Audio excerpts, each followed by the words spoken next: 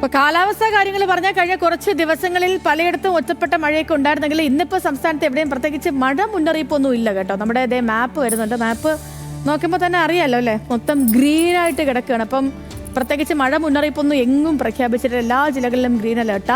പക്ഷേ ചിലയിടങ്ങളിലൊക്കെ ഇടിമിന്നലോട് കൂടിയ മഴ നമുക്ക് പ്രതീക്ഷിക്കാം എന്ന് കൂടി കാലാവസ്ഥാ വകുപ്പ് പറയുന്നുണ്ട് കേട്ടോ.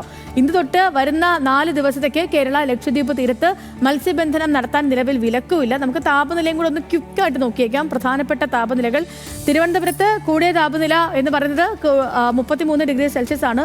കുറഞ്ഞ താപനില വന്ന് 24 ഡിഗ്രി സെൽഷ്യസ്. കൊച്ചിയിലേക്ക് വന്നാൽ 31 കൂടിയ താപനില, 24 ഡിഗ്രി സെൽഷ്യസ് ആണ് കുറഞ്ഞത്. കോഴിക്കോട് 34 ഡിഗ്രി സെൽഷ്യസും കുറഞ്ഞ താപനില 25 ഡിഗ്രി സെൽഷ്യസും.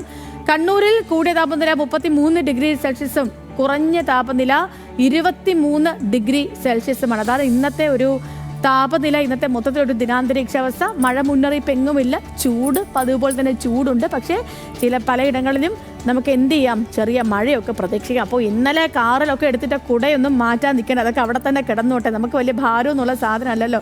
എങ്ങാനും മഴ പെയ്താൽ എടുത്ത് നമുക്ക് മഴ നനയാതെ പോവുകയും ചെയ്യാം.